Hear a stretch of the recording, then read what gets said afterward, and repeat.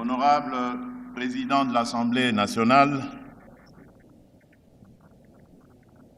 Monsieur le Président de la Cour constitutionnelle, Président du Conseil supérieur de la magistrature, honorables députés et sénateurs, Mesdames et Messieurs les membres du gouvernement, Leur Majesté, vénérable chef coutumier, gardien de nos traditions, Leur Majesté, chef traditionnel, membre du Forum des rois d'Afrique, distingués invités, Mesdames et Messieurs, c'est pour moi un motif de grande satisfaction de prendre la parole ici à Kinshasa à l'occasion du Forum national des affaires coutumières, le FNAC en sigle. Je souhaite la bienvenue au nom du peuple congolais à toutes les délégations venues de nos provinces et aux royautés sœurs d'Afrique et d'ailleurs qui ont accepté de rehausser de leur présence ce rendez-vous historique. En vous voyant réunis dans cette enceinte dédiée à la culture et à la rencontre des peuples, je mesure l'ampleur de ce que représente ce forum, une rencontre entre mémoire et avenir, entre les racines profondes de notre identité et les exigences d'un État moderne, démocratique et décentralisé.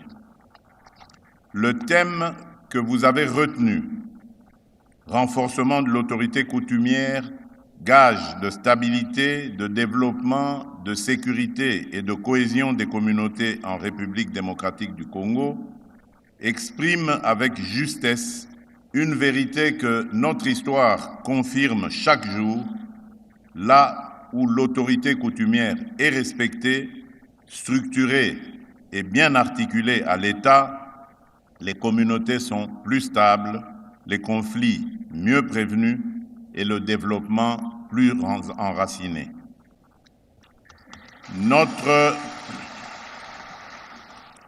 Notre Constitution, en son article 207, reconnaît l'autorité coutumière comme socle des valeurs traditionnelles.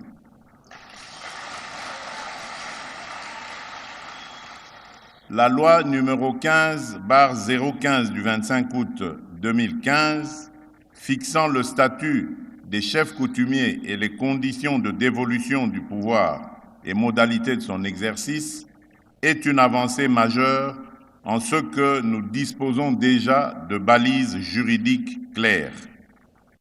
Mais l'enjeu aujourd'hui est de passer du cadre juridique à la pratique, du texte à la gouvernance quotidienne. Comment garantir une succession coutumière légitime et apaisée? Comment mieux articuler l'autorité coutumière avec l'administration territoriale, la justice, les services fonciers, les secteurs des mines, de l'agriculture, du développement rural et de l'environnement? Comment faire des chefferies, groupements et villages de véritables pôles de stabilité, de médiation et de développement local? Ce forum est l'espace approprié pour répondre à ces questions de manière collective, responsable et durable, en s'appuyant sur l'expérience des autres. Leur Majesté, vénérable chef coutumier, nous tenons cette rencontre dans un contexte sécuritaire grave que nul n'est censé ignorer. Notre pays est victime d'une agression injuste menée par un pays voisin à travers le mouvement terroriste du M23 AFC et d'autres groupes armés qui se sont rendus coupables d'occupations illégales, de déplacements massifs de nos populations et de violences inacceptables. Parmi les méthodes utilisées par ces forces négatives figure une entreprise particulièrement pernicieuse, la tentative de substitution des chefs coutumiers légitimes par des individus imposés, étrangers aux traditions locales pour mieux asseoir une logique d'occupation et de prédation.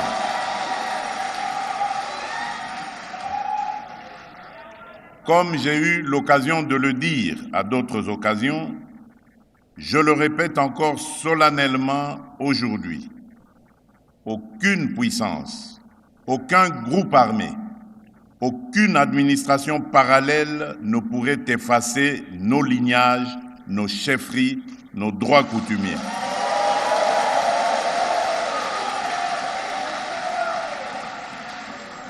Les terres de nos ancêtres ne sont pas des terrains de manœuvre géopolitique, mais le fondement même de notre souveraineté et de notre identité.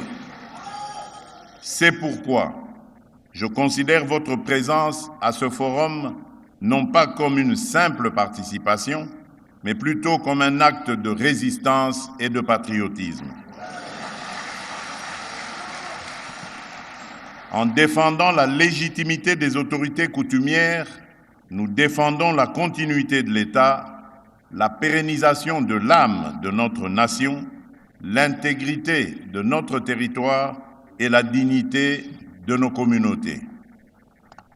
Leur Majesté, Mesdames et Messieurs, l'objectif de ce forum n'est pas d'ajouter une rencontre de plus à notre agenda institutionnel déjà rempli.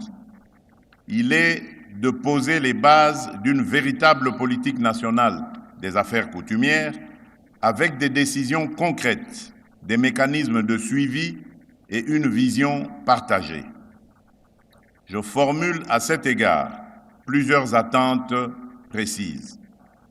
La première, c'est élaborer les grandes lignes d'une politique nationale des affaires coutumières qui clarifie les rôles, les responsabilités, les critères de légitimité et l'articulation avec les institutions de la République.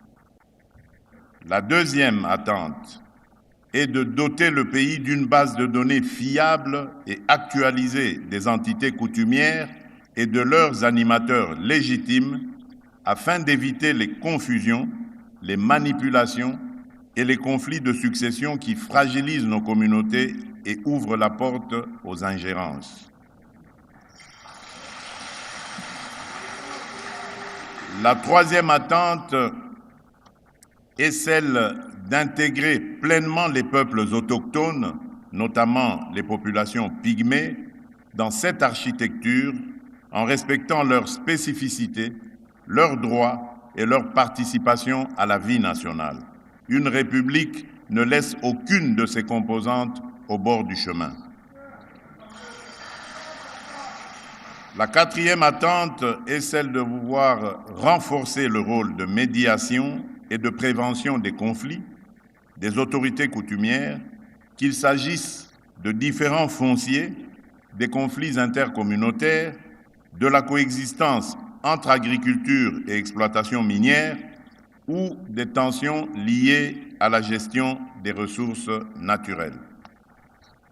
Enfin, la cinquième attente est celle de vouloir promouvoir la place des femmes et des jeunes dans les dynamiques coutumières. Notre tradition vivante doit dialoguer avec les exigences de notre temps en valorisant toutes les forces vives de la communauté. Vénérables chefs, vous n'êtes pas seulement les gardiens de la coutume, vous êtes aussi les premiers responsables locaux du vivre ensemble, les gardiens des terres, les témoins de l'histoire, les médiateurs dans les moments de crise, les premiers recours lorsque l'État est loin ou lorsqu'il tarde à se manifester.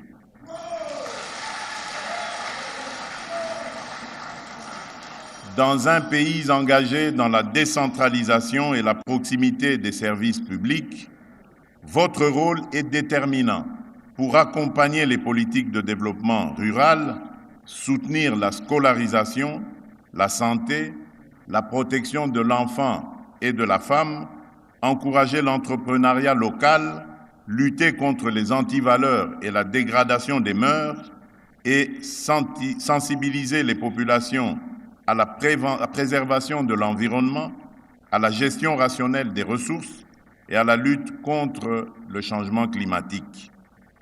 Je vous invite à faire de ce forum un espace de partage d'expériences et de bonnes pratiques en lien avec les autres secteurs de la vie nationale, la justice, les affaires foncières, l'agriculture, les mines, l'aménagement du territoire, l'environnement, la jeunesse, le genre et la sécurité.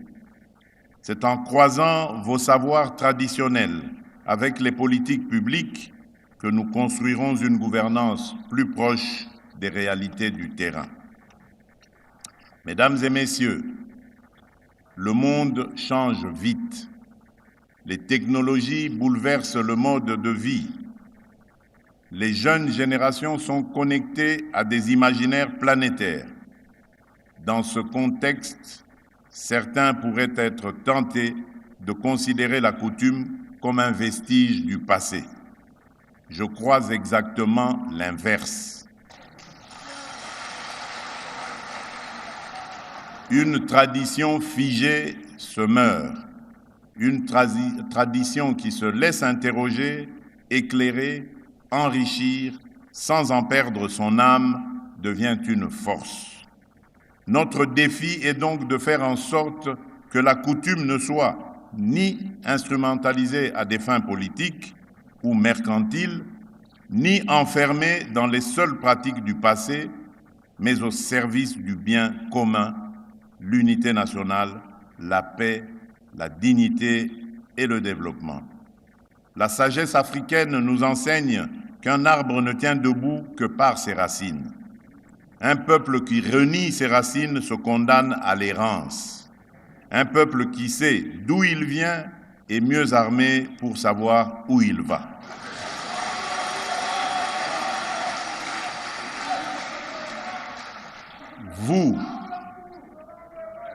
Vous, vénérable chef, êtes une part vivante de ces racines.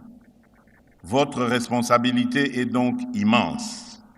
Il vous revient de transmettre à nos enfants le meilleur de nos traditions, l'hospitalité, le respect de la parole donnée, le sens de la communauté, la solidarité, le respect de la vie, tout en rejetant ce qui, dans certaines pratiques, peut contredire la dignité humaine, l'égalité entre les sexes, les droits de l'enfant ou l'état de droit. Leur Majesté, vénérables chefs coutumiers, distingués invités, mesdames et messieurs, en ouvrant ce forum, je voudrais vous laisser un message dont je suis convaincu de la pertinence.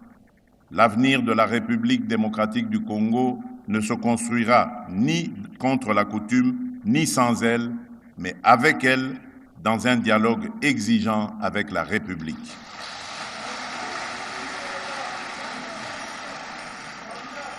Je forme le vœu, au terme de vos travaux, que notre pays dispose d'orientations claires pour la gouvernance des affaires coutumières, d'outils modernes de gestion des entités coutumières et d'une feuille de route commune pour faire de l'autorité coutumière un pilier assumé de la paix, de la sécurité, de la cohésion nationale et du développement local. Que ce forum soit, pour chacune et chacun d'entre vous, un temps de vérité, un temps de franchise et aussi de responsabilité, qu'il soit également un moment de fraternité, de réconciliation et de renouveau. Je voudrais vous partager cette sagesse populaire. Une seule branche ne donne pas du feu, mais de la fumée. C'est ensemble que nous pouvons et devons y arriver. Sur ces mots, je déclare ouverts les travaux du Forum national des affaires coutumières. Que Dieu bénisse la République démocratique du Congo et son peuple. Je vous remercie.